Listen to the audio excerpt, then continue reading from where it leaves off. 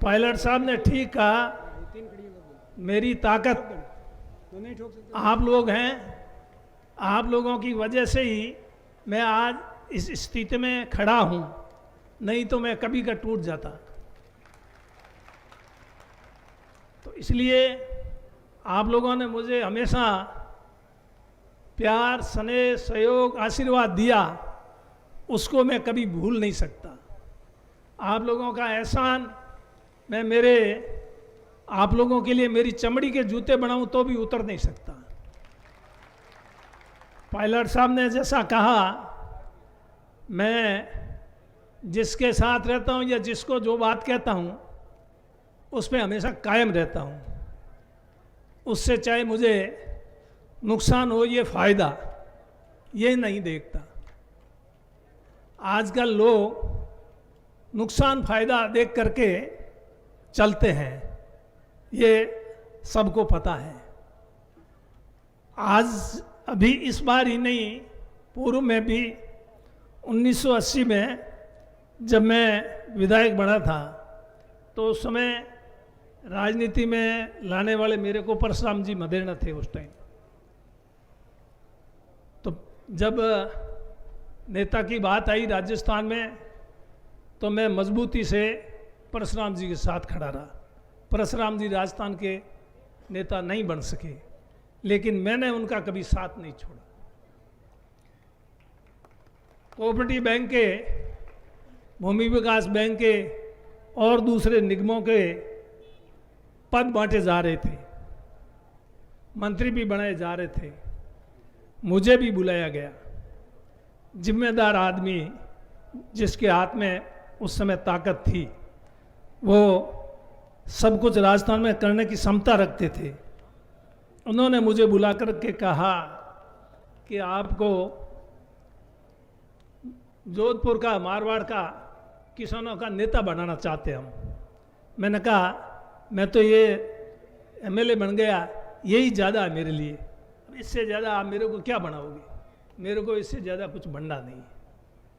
मुझे पता था कि ये मुझे कोई झुंझुना पकड़ा करके और जिनका एहसान है उससे मुझे अलग करेंगे। मैं उनकी बात समझ गया था, मैंने उनको स्पष्ट मना कर दिया था। शिवचरण जी माथुर मुख्यमंत्री थे, उनको हटाने की बात चली थी। उस समय मैं एमएलए था। शिवचरण जी ने मेरे को चैम्बर में बुला करके कहा, अपनी चैम्बर में, कि हेमाराम जी आप मेरे से नाराज़ हो क्या? मैं तो आपसे कतई नाराज़ हूँ। किसने कहा आपको नाराज़ कर? तो कहा आप नाराज़ नहीं हो तो फिर आप मेरे साथ रहो, कुछ लोग मेरे को हटाना चाहते हैं। तो मैंने कहा मैं तो आपको हटाने में नहीं हूँ, लेकिन एक बात है, परशुराम जी किसके साथ है? आपके साथ है तो हेमाराम झक मार करके आपके साथ रहेगा, और आपके साथ नहीं है तो हेमाराम कुछ नहीं कर पाएगा। ऐसी बात मैंने उनको कही। और शिवचरण जी का भी मैं धन्यवाद करता हूँ। आज वो नहीं है इस दुनिया में, लेकिन बाद में उन्होंने कहा भाई सही है बात कहने वाला, तो ऐसा आदमी मैंने नहीं देखा मेरे जीवन में। और जब मैं नेता प्रतिपक्ष बना उस समय शिवचरण जी माथुर और प्रद्युम्न सिंह जी आज भी बैठे हैं, शिवचरण जी चले गए, दोनों मेरे घर आए कि हम बहुत खुश हैं आज आप नेता प्रतिपक्ष बने हो, बस हम इससे ज़्यादा कभी खुश हो ही नहीं सकते।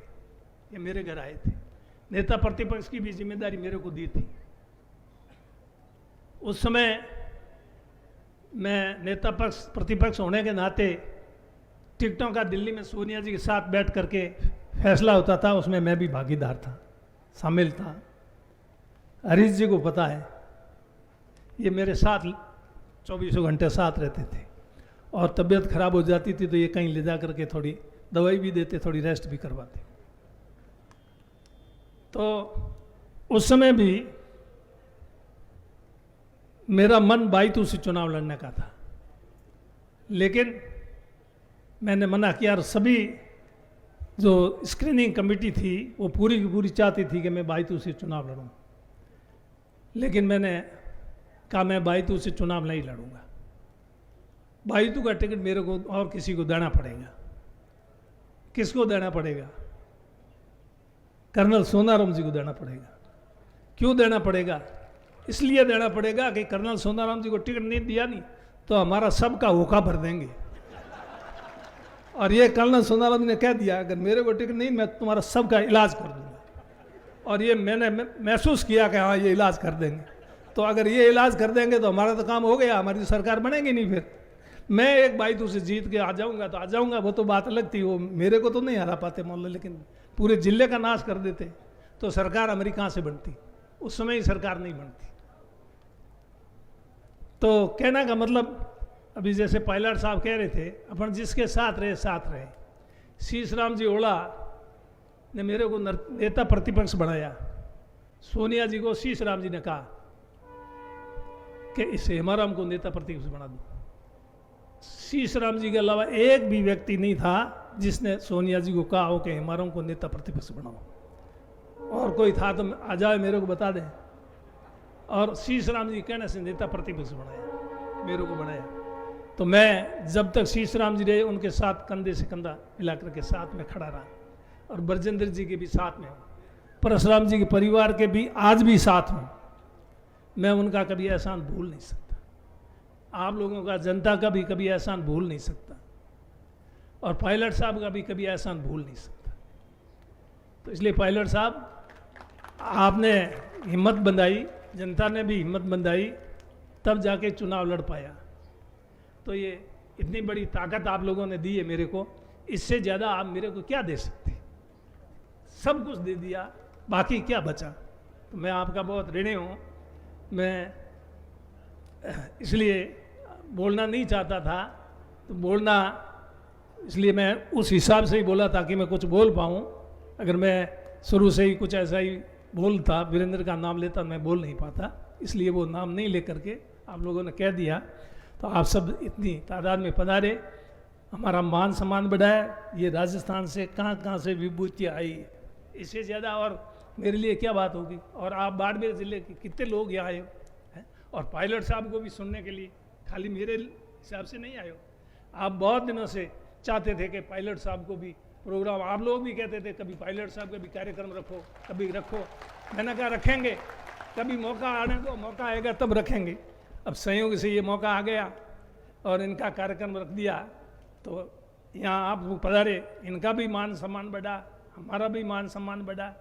मैं आप लोगों से माफ़ी चाहूँगा कि थोड़ी व्यवस्था में कमी रही, छाया की व्यवस्था में कमी रही। इस वजह से धूप में खड़े रहना बड़ा दिक्कत था। हालांकि गर्मी कल और आज 2 दिन ही, इससे पहले गर्मी थी नहीं।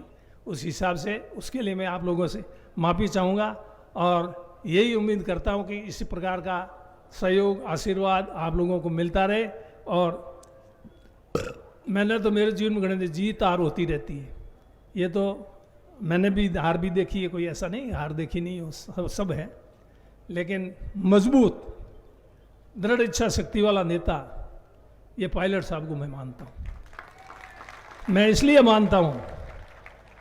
मानता हूँ कि हमारे राज में पहले हमारी पार्टी के शासन में पंचायतों के पुनर्गठन का काम चला 2 बार, दोनों बार टाई फिश हो गया।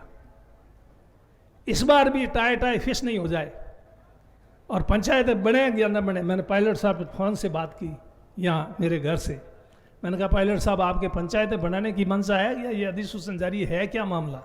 तो कि बनाएंगे, ऐसे क्या?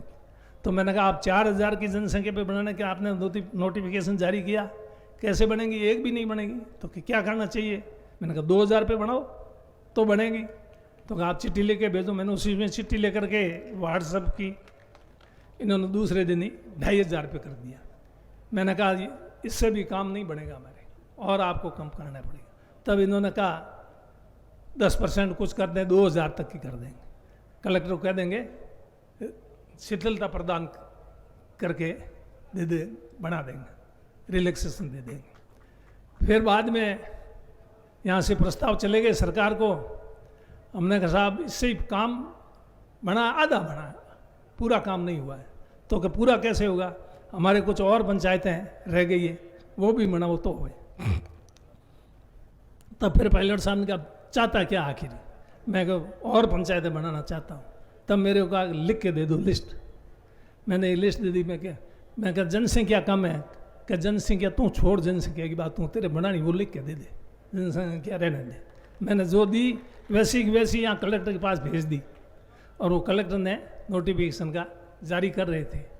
मैंने वहाँ उसमें लिख दी। उसके बाद में प्रस्ताव आया, उस समय मेरे ध्यान में आया, लोगों का ही बाद में आया मेरे सामने, और पंचायत का, कि ये हमारे बनानी ज़रूरी है। मैंने कलेक्टर से कहा कि साहब इसका भी नाम डाल दो अधिसूचना में, कि हम नहीं डाल सकते। क्यों?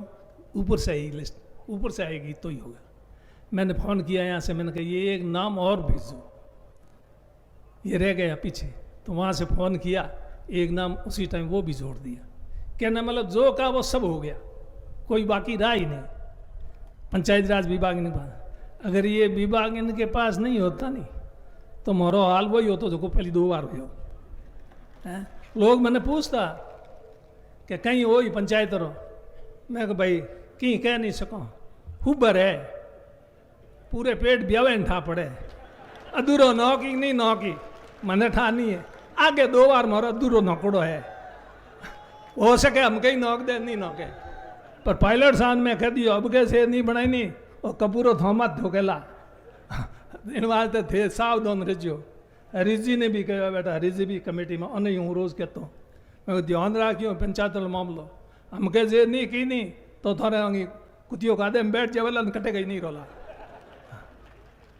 तो अँ बात रखी, और कहने पंचायत राज विभाग हो, रोडों को विभाग हो, रोडों ही कई जगह सब कर दी।